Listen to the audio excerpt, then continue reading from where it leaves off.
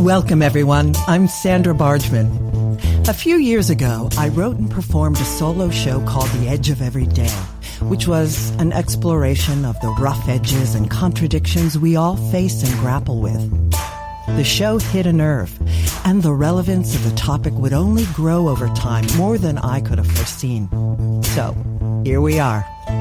Real talk with real people, sharing stories and perspectives that spark provocative invitations to leap out of what's safe, on the edge of every day. Thanks for listening. Hello, everyone. We are live in the hive. Thank you for joining me on this, the 31st episode of The Edge of Every Day. .nyc. For those of you who are tuning in for the first time, and for those of you who don't know me yet, I encourage you to check out my bio on talkradio.nyc, or of course, you can visit my website, sandrabargman.com. And please tune in to any of my previous episodes with my inspiring guests. As all of my loyal listeners know, this show is about celebrating triumphs, pushing boundaries, and exploring rough edges. Through conversations and shared stories with friends and colleagues, it's my hope that we can begin to understand our edges. And what I mean by edges is those places where we are fearful, those places where we are resistant to change, those places where paradoxes and contradictions live in our beliefs and understandings, both about ourselves and the world around us, those places we don't want to look. We live in turbulent times, and we are coming to understand that life simply isn't black or white. It must be an embrace of both. And the more we recognize our own edges and get real about them, the more we can help others to do the same. And that, I fully believe, can help to change the world. So, thanks again for tuning in. And without further ado, it is time to introduce our guest this evening. Betsy Gaines Quammen, PhD, is a writer, speaker, environmental historian, and conservationist. She is the author of American Zion, Cliven Bundy, God, and Western Public Lands. Her work has been featured in the New York Times, New York Daily News, and the History New Network. She has a doctorate in environmental history from Montana State University and a master's of science in environmental studies. Her dissertation focused on Mormon history and the roots of armed public land conflicts occurring in the United States. She is fascinated at how religious views shape relationships to landscape. Wildlife and land protection are her passion. She worked for years on conservation projects in Mongolia, Bhutan, East Africa, and throughout the Western United States. First with the East African Wildlife Society in Kenya, and later with various conservation groups in Montana, Idaho, and Wyoming on grizzly bear conservation, ecosystem protection, and grazing issues. She served on numerous boards, from the National Sierra Club to Torrey House Press to Wild Earth Guardians to the Dean's Council of the College of Letters and Science at Montana State University. She was the founder and executive director of the Tributary Fund, which brought together religious leadership, faith communities, and conservation activities in the U.S., Mongolia, and Bhutan. Betsy lives in Bozeman, Montana, with her husband, writer David Quammen, 3 huge dogs, an overweight cat, and a pretty big python named Boots. Her next book, True West, Sorting Realities on the Far Side of America, is out in the fall of 2023. Welcome and hello, Betsy. Hi, I'm so happy to be here. This is great. I've been looking forward to this for Time flies, but we've been talking about this for a few months. So yeah, for a while. Well, thank you so much for coming on. I am thrilled to have you here. I've already gotten all kinds of texts about how excited people are to hear from you. And your next guest sounds so cool. Yes, she is. I've done a lot of research on her, and yes, she is. But I like to share with my listeners how my guests come to me. Connections and conversations, as you well know, it is all about that.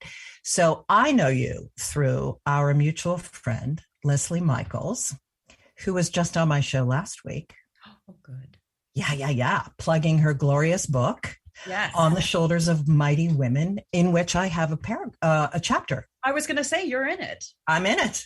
Yeah. Gloriously. Yeah. And we were talking, she goes, oh, you have to know Betsy because she's like you. She's environmental and she's in all of these lanes. And once I talked to you, then we had a Zoom conversation. Once I talked to you, I was overwhelmed with the kindred spiritness of you and I. And I loved that, all my life I've been told to pick a lane, pick a lane, and just stick there. But I've rebelled against that. And I have chosen to weave all of the passions and the things that I love to do and ways of expressing and ways of working in the world into one package. And I feel that's you as well. You have combined your love of history and environmentalism and conservation and interfaith and religion and spirituality and storytelling all into this beautiful tapestry. Can you speak? Oh, go ahead. No, go ahead. I was answering a question before it was even asked, but I just wanted to say, what I think of and what you have such a good grasp on is you can't navigate an integrated world without understanding its integration. Indeed. And that structure, our world has changed. And we are realizing the interconnectedness and that old paradigm of this is what I do and everything else is just periphery is over.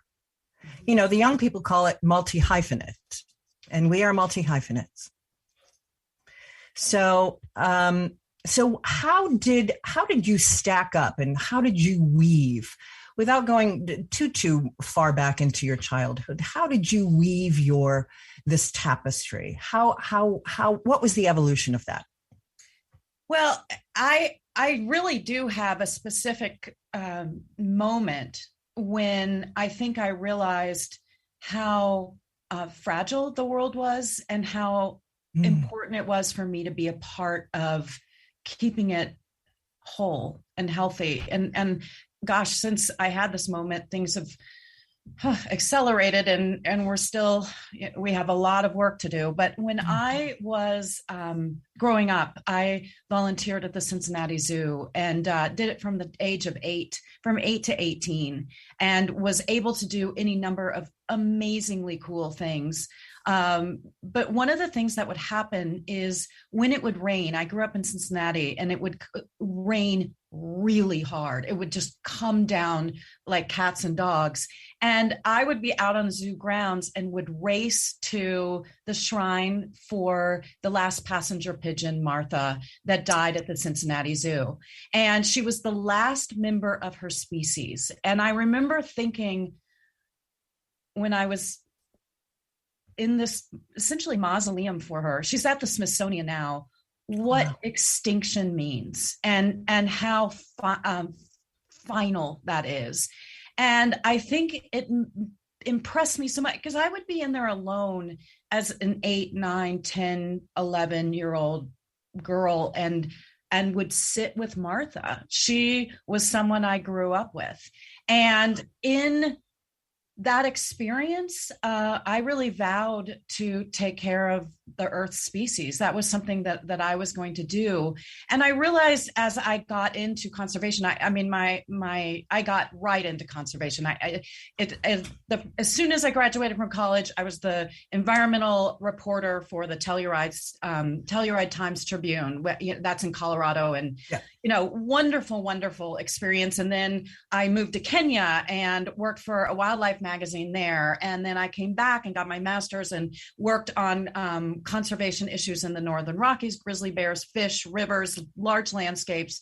But I realized that I wasn't going to make a difference until I started getting out into communities and building relationships with people, because I was really siloed. I was talking to people who already agreed with what I had to say. So that's when I became really interested in working with religious leaders, and now I'm working with rural communities. So that's how it started. And as you and I have talked about, in order to focus, if you're going to focus on one thing, in my case, it's conservation, you need to understand a number of different things. Absolutely. Right. Yeah. Mm-hmm. Absolutely. My husband, when I became an interfaith minister, he and I came to the environmental field later, and partially with his influence on me, which was great, but it was also lived in me. I was very connected to the earth as a kid, but I never imagined it as, something that I would be actively pursuing.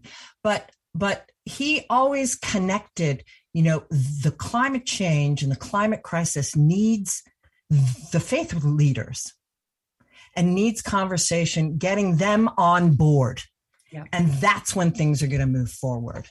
And, I haven't done a ton of that with all the climate change work that I've done. I haven't had those courageous conversations with faith leaders at all. And you have. And this is an amazing, wonderful seg into, if you will, what brought you to, Mongolia. The Tributary Fund, the creation of that, you are the founder and were the founder and executive director of it, and which engages communities in conservation solutions through connecting religious, scientific, and local leaders. And I watched Buddha and the Big Fish. Oh, and I was blown away. Thank you. It was narrated by Peter Matheson, who is a New York writer and lived in Sag Harbor for years and years, and was a really, really dear friend, a Buddhist who loved Mongolia. And so that was a really fun film to make, and it was a really great project. I'm sure. So how did the Tributary Fund get started? Was it with, we just got our 2-minute break. Can you do that in a minute? I can go. Okay. I know you can. I really became convinced that working with religious leaders, just as you said, was a route to bringing broad communities into the conservation sort of campaign, or this getting people invested. And so the Tributary Fund, our first project was in Mongolia, working with scientists, Buddhist monks, and local nomadic people. And I'm happy to talk about it until we get to the break, but it was one of the best things I've ever done. We rebuilt a Buddhist monastery that became the site of conservation dialogue. We worked with Buddhist monks who translated a sutra saying that the death of one taimen, which was the fish we were working on, equals the souls of 990 people suffering. So that was way more compelling than us talking about fish populations. So that was really neat to be able to go into sacred text and see something that resonated with people. And the taimen is it's 6 foot, 180 pounds. It's a giant fish. And when they heard that the death of one of those fish equals the souls of 999 people suffering, they got on board. That made a difference. Well, it really connects us to our reverence for all life. Yeah. And that's at the heart of all of this. That is at the heart of, well, in my opinion, it's every problem that we have in humanity, period. Number one being our climate crisis. But we must take our first commercial break. When we come back with Betsy, we are going to dive into her storytelling and her first book, Oh, where's the name of it? Here it is. American Zion, Clive Bundy, God, and Western Public Lands. When we come back on The Edge of Every Day, stay tuned. Yeah. Are you a business owner? Do you want to be a business owner? Do you work with business owners? Hi, I'm Stephen Fry, your small and medium-sized business, or SMB guy, and I'm the host of the new show, Always Friday. While I love to have fun on my show, we take those Friday feelings of freedom and clarity to discuss popular topics on the minds of SMBs today. Please join me and my various special guests on Friday at 11 a.m. on talkradio.nyc. Are you a conscious co-creator? Are you on a quest to raise your vibration and your consciousness? I'm Sam Leibowitz, your conscious consultant, and on my show, The Conscious Consultant Hour, Awakening Humanity, we will touch upon all these topics and more. Listen live at our new time on Thursdays at 12 noon Eastern Time. That's The Conscious Consultant Hour, Awakening Humanity, Thursdays, 12 noon on talkradio.nyc.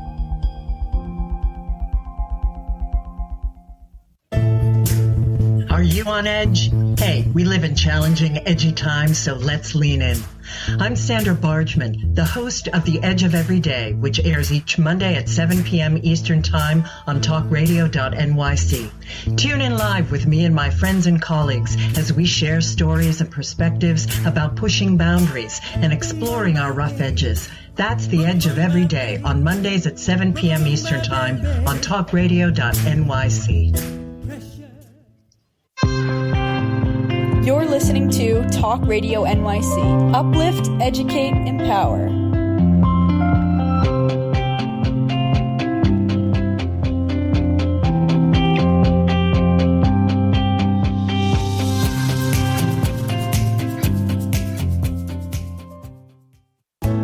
Chipping around, kick my brain to the ground. These are the days it never rained, but it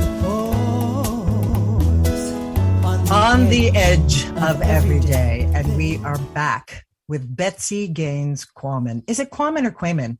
It's Quammen. I always just say it rhymes with ramen. You know, I listened to and heard it pronounced, and all of a sudden, right before the show, I was like, what was it again?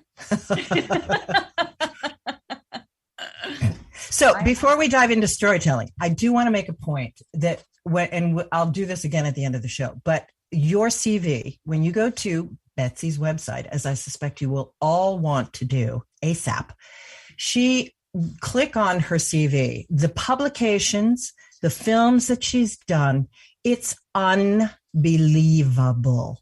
So go, run, don't walk, go there. And you can find the link to this Buddha and the Big Fish. And I'll give that again, and it will be in our show notes. So don't worry, you'll get it. But I did want to make sure that everyone knows that you can have, because I feel like we rushed that story about the tributary fund, but you can read much more about it and watch that movie. And it's, this is the problem with only 1 hour with commercial breaks.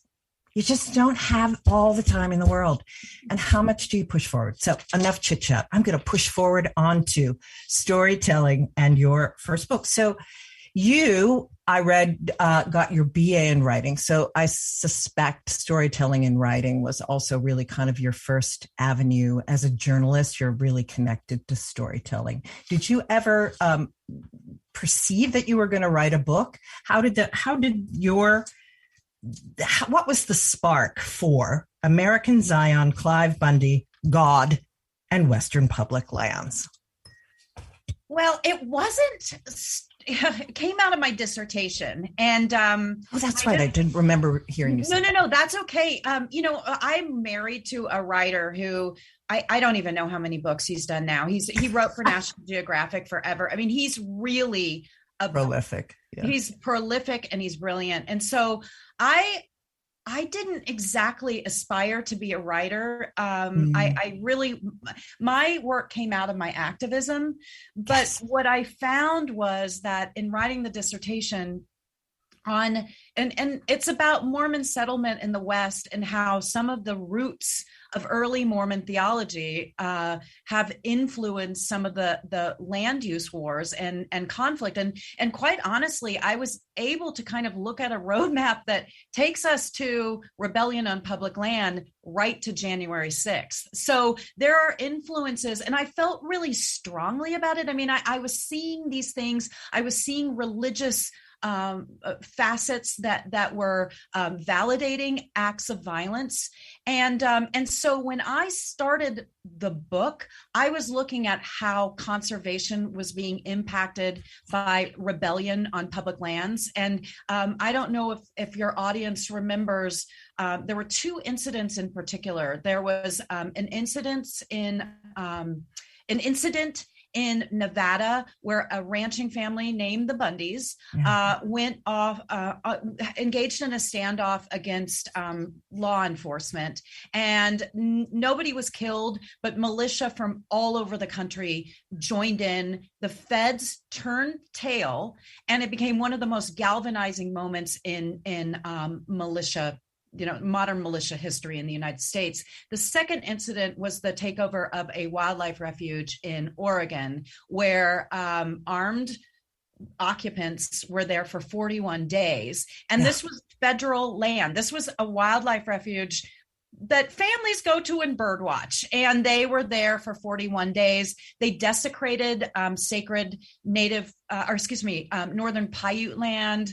And one of the militia members was killed. Several were arrested, but they never faced consequences. They were acquitted in Oregon, and there was a mistrial in Nevada. And so I didn't know that when I embarked on this research to look at early Mormon worldview and why there was such a religious foundation to these land use wars, that I would be pivoting, it's not pivoting, it's integration. We've talked about this. Yes. I would be looking at how conservation has become tangled in radicalism, and not conservation-ists, but the conservation, public land protection has now been entangled in radicalism, and that this radicalism is now tangling into COVID measures and school board meetings and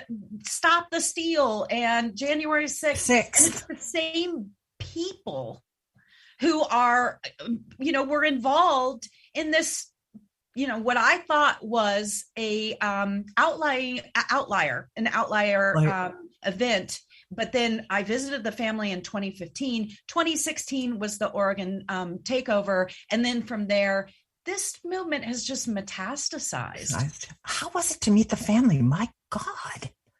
Well, they were very nice to me. They gave me a signed Book of Mormon. I think there was, because I knew so much about the Church of Jesus Christ of Latter-day Saints. They were interested in doing missionary, proselytizing to you. Sure. And it is really, I do want to do one quick plug, because I don't know, have you watched Under the Banner of Heaven, the new Hulu series? No. Oh, it's so good. And it is fictionalized, and there are issues that I know make it a little bit upsetting to members of the church. But if anybody out there is interested in watching a really that will be me series based on some serious facts, I rest assured. And go ahead. No, that's all. What is their stance on, what is their relationship to the land, public lands? Why? Okay. So the Bundy family, like many other Western ranchers, lease public lands. So they lease the property that essentially belongs to all Americans. Right. We have our national parks, and we have our national forests, and we have what's called Bureau of Land Management land. Yes. And this is all land that we can go to anytime we want with our families. For recreation, for spiritual sort of renewal, for, you know, and then of course it's wildlife habitat. So I go back to my Martha the passenger pigeon. This land is really necessary for grizzly bears and wolves and mountain lions, and it's so important. And the Bundys were leasing land from the government, and in 1993 he stopped paying for it.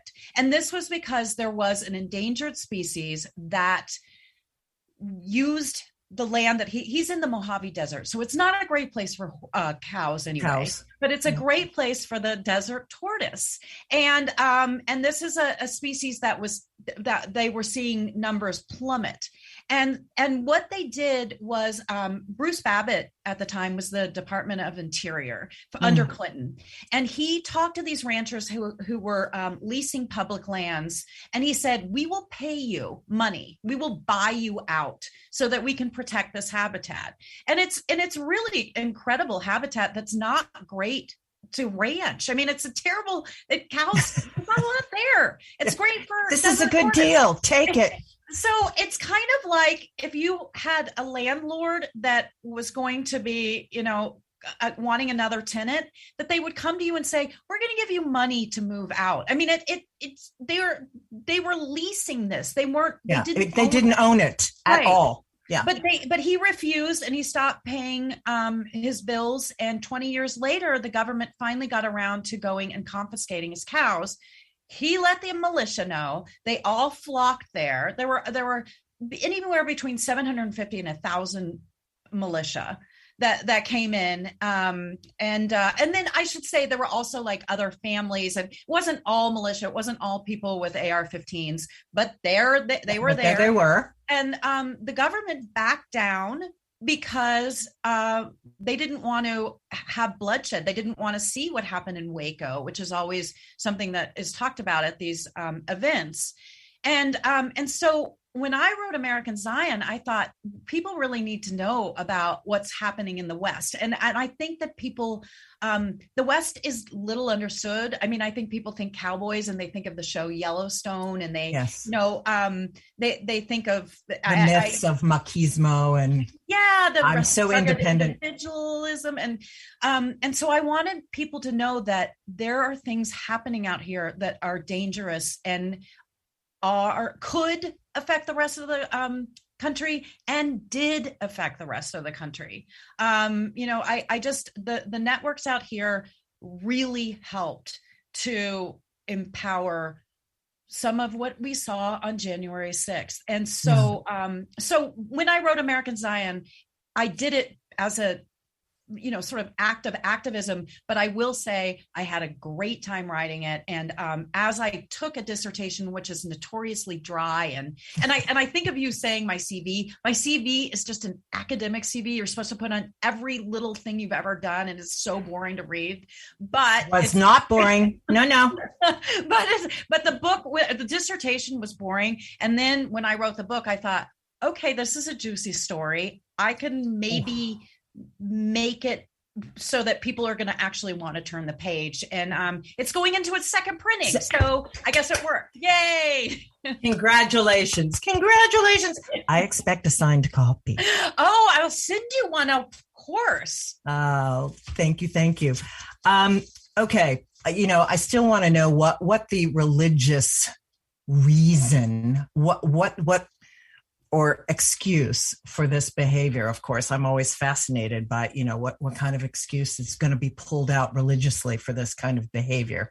But we need to go to break. So I will quickly ask you that at the top of our third round. When we come back, we're also going to talk about courageous conversations, listening, deep listening. Betsy is inspiring in this category. When we come back, On the Edge of Every Day with Betsy Quammen. Quammen. I did it again with Betsy Quammen. When we come back with Betsy Gaines Quammen. Howdy, I am Joseph Franklin McElroy, host of the new podcast, Gateway to the Smokies. It airs on talkradio.nyc every Tuesday night from 6 p.m. to 7. Every episode is dedicated to memorable experiences in the Great Smoky Mountains National Park and surrounding areas. This show features experts and locals who will expound upon the richness of culture, history, and adventure that awaits you in the Smokies. Tune in every Tuesday from 6 p.m. to 7 on talkradio.nyc. Are you passionate about the conversation around racism? Hi, I'm Reverend Dr. TLC, host of the Dismantle Racism Show, which airs every Thursday at 11 a.m. Eastern on talkradio.nyc. Join me and my amazing guests as we discuss ways to uncover, dismantle, and eradicate racism. That's Thursdays at 11 o'clock a.m. on talkradio.nyc. Are you a small business trying to navigate the COVID-19 related employment laws? Hello, I'm Eric Sauver, employment law business law attorney and host of the new radio show, Employment Law Today. On my show, we'll have guests to discuss the common employment law challenges business owners are facing during these trying times. Tune in on Tuesday evenings from 5 p.m. to 6 p.m. Eastern Time on talkradio.nyc. You're listening to Talk Radio NYC at www.talkradio.nyc. Now broadcasting 24 hours a day.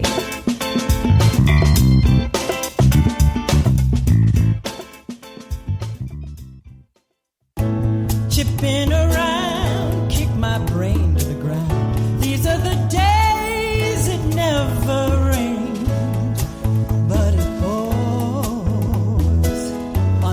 on the edge of every day. And we are back with Betsy Gaines Quammen. And we're going to pick it up with that quick question. What is that religious reason that of Mormonism that supports in their mind this behavior? Yeah, that's a good question. And that really is about what American Zion is about. It's a many different aspects. Number one, when the Mormon people went from Missouri to Illinois to the Great Basin, they were doing it because in part mobs were running them out of a place that their prophet had said was their sacred homeland. So when they got to the Great Basin, Utah, Idaho, and some of the other places that we see still very strong Mormon, populations and communities, they brought with them the idea of sacred landscape, which they called Zion. And Zion was, once that got established on top of Southern Paiute homeland, this is again in the way that this has been historically perceived by and I should say, this isn't the Mormon church. These are ways of viewing things that you find in rural Mormon communities. Yeah, so, more extreme conservatism type of thing. Yeah, right. But it's not a basic tenant.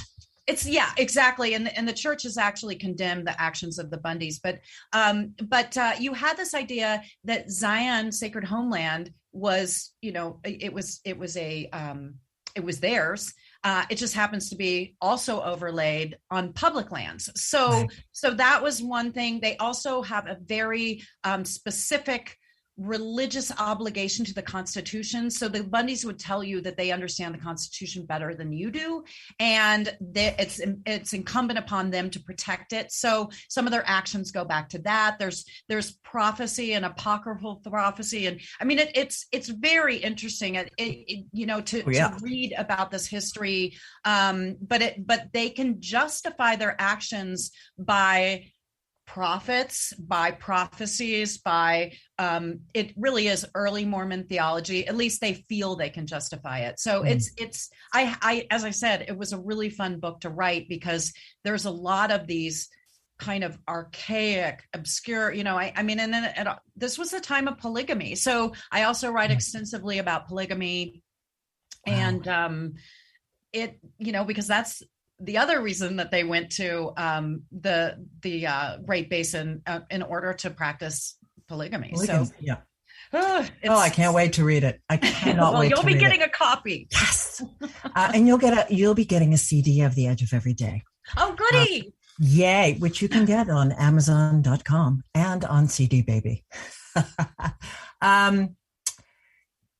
So let's move to, that's a great seg into the storytelling. My goodness, the conversations you must have had with this family and the skills that you have. I just did a show where I had to talk about building bridges and having courageous conversations, and enough time from the Trump trauma has, asked me 3 years ago, and I would have said, I am not engaging in any courageous conversations. We need to be dealing with the same set of facts, with the same reality.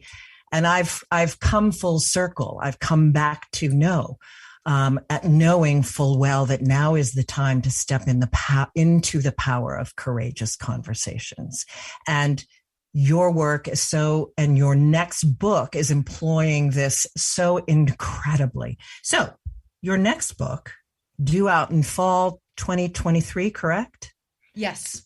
And the title is True West, Sorting Realities on the Far Side of America. I love that. I mean, that's got a lot of levels. It's brilliant. So, and I heard you say in something that I listened to that your primary source of activism is your courageous conversations. And I love that. And as a white woman. So there's so much to weave into that with the indigenous culture, with people of color, with the courage to hop into these conversations across the aisle. So speak to us about your experiences and your stories around that. Well, I thank you for asking that. I have had, again, a really great time writing this book. And I, like you, spent the last several years very angry. And I'm realizing we are told about each other through the media we watch, or, or we read, or our social media, the press, whatever. And so going into little communities and talking to people has been incredibly good for me. And because I'm not good being angry. I don't think we can get things. We have to focus it and transmute it into action. And that's what my chapter in Leslie's book is about. Well, and I can't wait to read that. But one of the things, and you asked me about some of the conversations that I've been having. I just gave a talk to a girls program. It's called the Traveling Girls School. And they are the most adorable 16-year-old girls that are they're taking a class on the West, and they're from all over the world. And so I was talking to them, and I just said, oh my God, I just thought of this, sort of what I'm doing, that relationship building is the antithesis of radicalization. Relationship really confronts radicalization. And I've been so worried about rural communities being vulnerable to these radicalized messages, and they are. Yes. And so I've had unbelievable opportunities to talk to people in small towns that do we are politically very different, and yet I now get texts from people like, Betsy, I just saw da da da da da, and it reminded me of you, or whatever. I mean, I've now become friends with almost everybody I interviewed with my book or for my book. And I talked to, a very, very, very conservative rancher who said, I've been radicalized. And then he invited me to his ranch. And it turns out he's one of we just adored each other, and he hasn't been radicalized, but he's vulnerable to that. Yes. I talked to an African-American man who's one of two African-Americans living in a tiny town of 400 people, who said, I have been welcome in every single family's house. I've been invited to every picnic. And I had a different version of that. I would have thought, oh God, it's so dangerous. And he's had a wonderful time. I have talked to a woman who came out of the Mormon church and is now living in a tiny little town. She works for the federal government and really has grown sort of protective of her Mormon culture, because wealthy recreationalists, hipsters come in and they're really condescending to rural Mormon people. And period. It's that way here in the Catskills. I watch it all the time. And I have had, it's been my liberal friends who have said, oh, why do we even talk to people who are ignorant? And I had another woman who, she's a really good friend and I adore her, and she's from a tiny little community in New Mexico, but she said, she works with human rights and she works with fighting white supremacy and that kind of thing. And she said, my liberal friends have said, why do you even bother with rural communities? And I'm thinking, because they're the communities that are vulnerable. And they're the communities that are hurting. And so that's been really, I did have this conversation with the Bundys, and I have talked to militia. I'm not trying to change hearts and minds. When I hear people who are truly radicalized, I know that I'm not the person who is going to be. You are not that bridge builder. I'm not, and I have real problems. I wouldn't want to work with people who are white supremacists. I know that they need people, and I think that I've heard wonderful stories about white supremacists who've come out of that community and then go and do rehab with that community. And I think that's super cool, but I'm not that person. But what I can do is talk to people, listen to them, and relationship build. And that's been the exercise of this book is building relationships between different constituents and communities and trying to understand where they're coming from. Yeah. Do you feel that as a woman, you're better at that? I do have to say, I shouldn't say better, because I don't mean to say men aren't good at that, but I feel in this instance, in this way, on this path, maybe it is better. Well, it's a really good question. I think that men who come out of a rural culture could do it. I think that, if you grew up on a ranch and you talk to other ranchers and they knew your family, and you might have played some traditional lines in the sand that you played football with their kid or whatever. But if as somebody who's not part of a community, I can go into these communities because for better or for worse, I'm a woman, I'm white, I'm non-threatening, and I actually really care. I don't have an agenda, so I'm not going in and saying, why would you ever vote that way? I'm going in and saying, just tell me about what's important. I'm just there to hear them.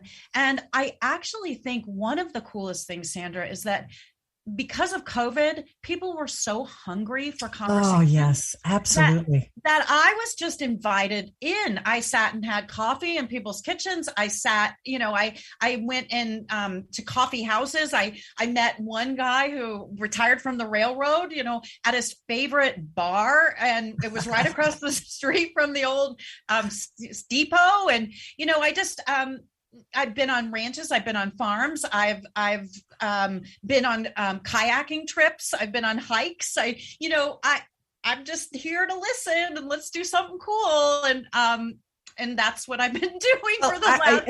And your openness and your effervescence and your zest for this work shines through.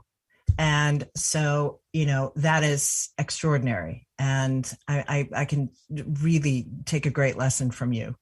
But we have to go to break before we continue. So when we come back, I would like to ask you about the indigenous women that you're encountering in this work. And I would like to get into and how you see their leadership potentially shifting with all of this work, and then get into your leading edge. So when we come back with Betsy Gaines Quammen on the edge of every day. Stay tuned, everybody. Hey, everybody, it's Tommy D, the nonprofit sector connector, coming at you from my attic. Each week here on talkradio.nyc, I host the program Philanthropy in Focus. Nonprofits impact us each and every day, and it's my focus to help them amplify their message and tell their story. Listen each week at 10 a.m. Eastern Standard Time until 11 a.m. Eastern Standard Time right here on talkradio.nyc. In a post-COVID world, you may have many unanswered questions regarding your health.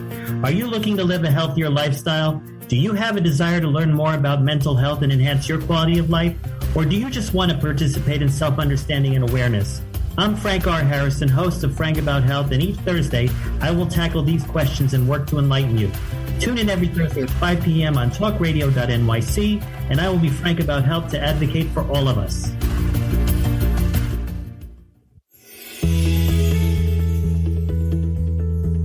Calling all pet lovers. Pet Avengers, assemble! On the Professionals and Animal Lovers show, we believe the bond between animal lovers is incredibly strong. It mirrors that bond between pets and their owners. Through this program, we come together to learn, educate, and advocate. Join us live every Wednesday at 2 p.m. at talkradio.nyc. You're listening to Talk Radio NYC at www.talkradio.nyc. Now broadcasting 24 hours a day.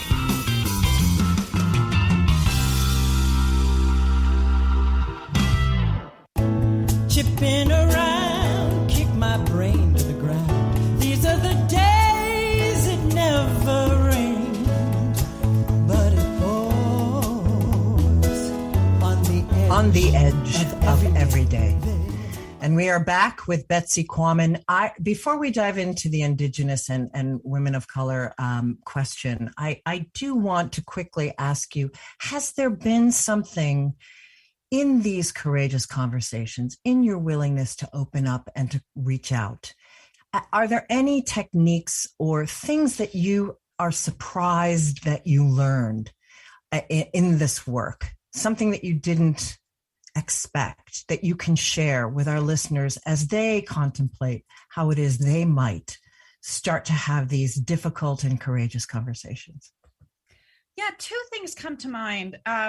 Number one, I had a conversation with a very, very, very conservative guy, late 60s, maybe mid 60s.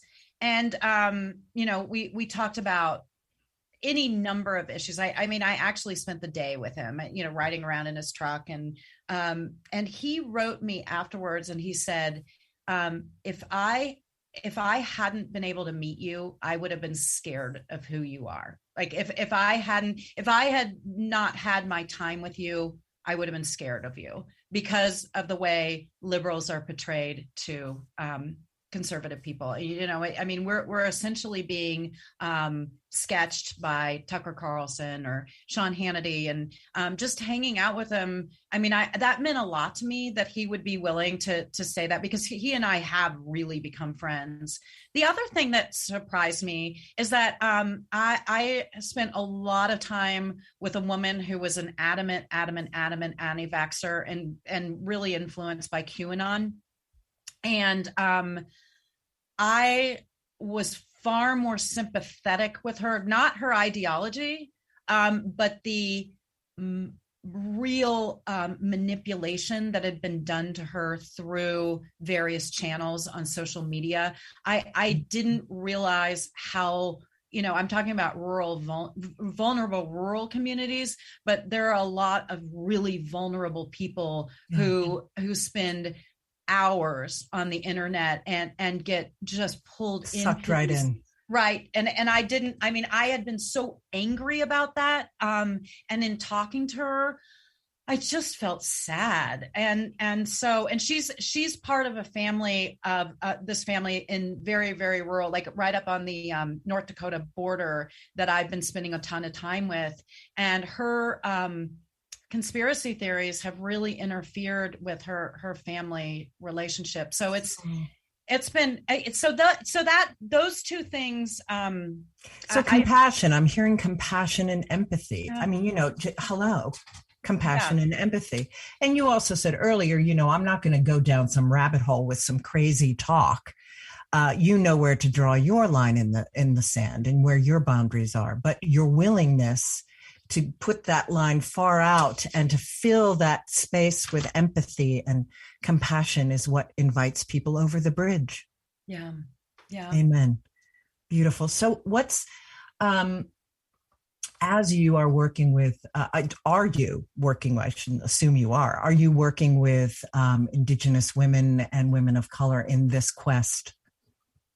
Oh my gosh. I have had fabulous, one of my, actually a dear friend runs an organization out here, and I've talked to her, and I'm trying to figure out how to fit this in the book because I'm talking about so many different things, but she's an African-American woman who was on the police force in where does the name Palo Alto, and she and her husband retired out here, and she's doing a ton of research on the history of lynchings in the West, and it's very, very, very interesting.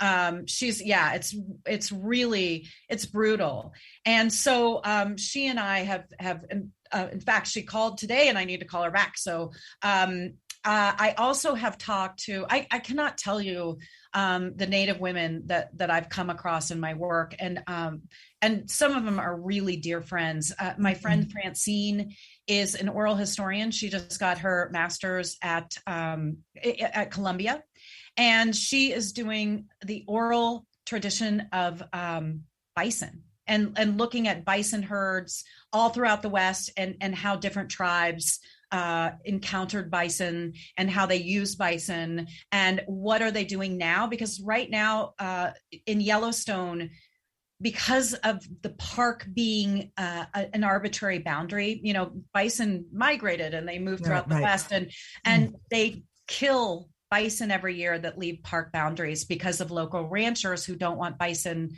on their property. It's a terrible situation. So she is looking at how indigenous groups they're actually taking the bison to the tribes and they're doing hunts, traditional hunts. And so she's just looking at the role. It's so cool. And my God. She's Northern Cheyenne. So she grew up in Montana. And then my friend Jill Mamadei, who I got to interview, she's really great. And I say everybody's my friend. I met her. We were on a board together, and I've met her. It's a good thing. And I adore her. And she did a film with her father in Scotland. Yeah, who's just an incredible writer, beautiful, just came out with a book called The Earth Keeper, which I recommend to everybody. I just bought it. I literally just bought it. His daughter is so cool, and the work she's doing in terms of looking at how storytelling is so important in the way of viewing landscape, and how land and she's a perfect person in terms of thinking about interconnectedness, because there's no difference between land and prayer and story and people and wildlife and it's just the interconnectedness of life. And I had such a great time with her. It was right before her daughter was getting married, and we had breakfast together in Santa Fe, and I adored her. And then I was able, who else? My friend Tammy, who's the tribal chair of the Indian Band of the Southern Paiute. She is the tribal chair. She's in her 30s. She's such a badass. She wants to write a history of the Indian Peaks Band of the Southern Paiute, because they got down to so few members. I mean, like maybe 100 members. They had their land taken away from them. The government had them sign their land away, and some of them weren't able to write. They were writing X's on these legally binding. I mean, it's just incredible and heart-wrenching, the story of indigenous people in the West and how they were, I mean, it's excruciating.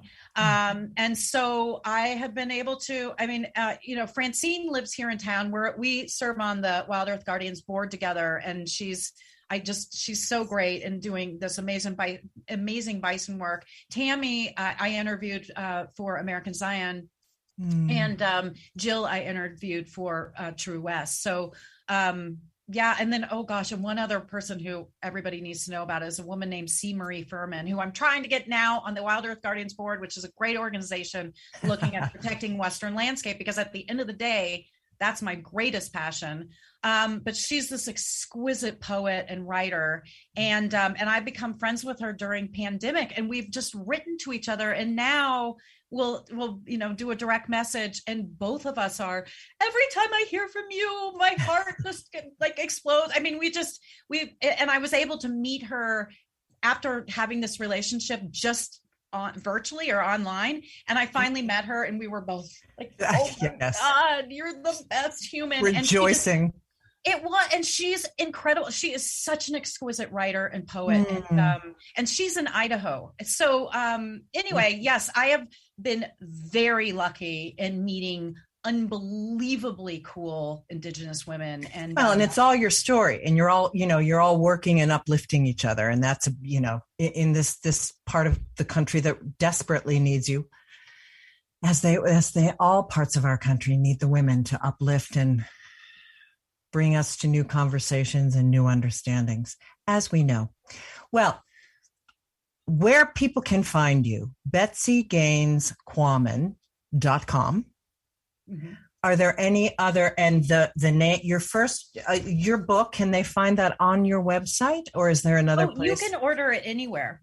Go to your local bookstore, go online. It's widely available. Ask your local bookstore first. That's my favorite. Yes.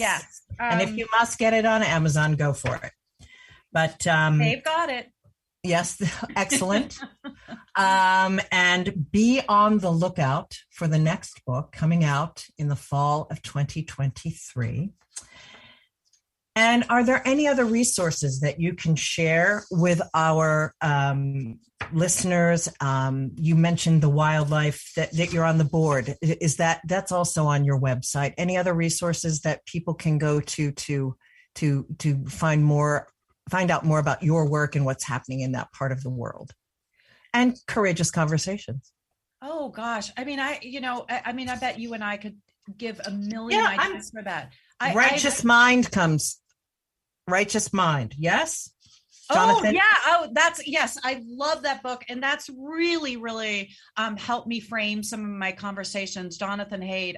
I love that book. The Earth Keeper, which we talked about, which is just an excellent book. And there are also Mountain Journal, which if people are interested in the West, Mountain Journal, which is an online publication, is really, really good. High Country News is, really talks about Western issues. Oh, and I would say Leah Soltiel did a fabulous podcast called Bundyville about the Bundys, which was really fun. And she's brilliant.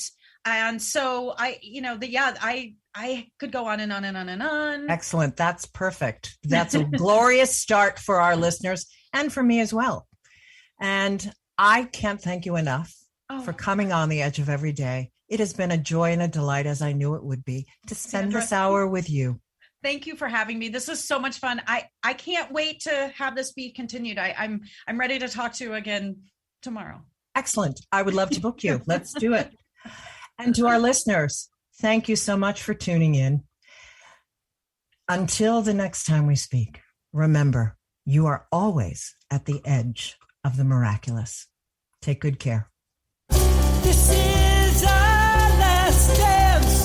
This is our last dance.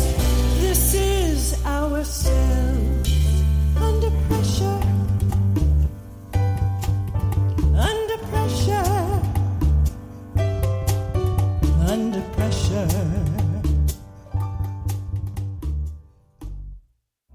You're listening to Talk Radio NYC. Uplift, educate, empower.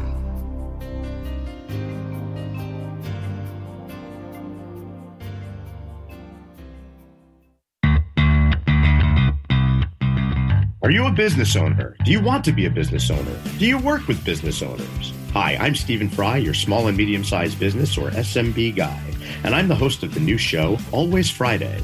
While I love to have fun on my show, we take those Friday feelings of freedom and clarity to discuss popular topics on the minds of SMBs today.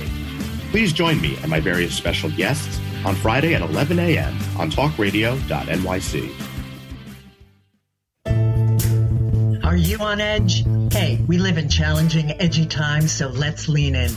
I'm Sandra Bargman, the host of The Edge of Every Day, which airs each Monday at 7 p.m. Eastern Time on talkradio.nyc. Tune in live with me and my friends and colleagues as we share stories and perspectives about pushing boundaries and exploring our rough edges. That's The Edge of Every Day on Mondays at 7 p.m. Eastern Time on talkradio.nyc.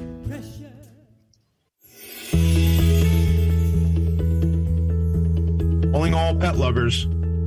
Pet Avengers, assemble! On the Professionals and Animal Lovers show, we believe the bond between animal lovers is incredibly strong. It mirrors that bond between pets and their owners. Through this program, we come together to learn, educate, and advocate. Join us live every Wednesday at 2 p.m. at talkradio.nyc. In a post-COVID world, you may have many unanswered questions regarding your health. Are you looking to live a healthier lifestyle? Do you have a desire to learn more about mental health and enhance your quality of life? Or do you just want to participate in self-understanding and awareness? I'm Frank R. Harrison, host of Frank About Health, and each Thursday, I will tackle these questions and work to enlighten you. Tune in every Thursday at 5 p.m. on talkradio.nyc, and I will be frank about health to advocate for all of us.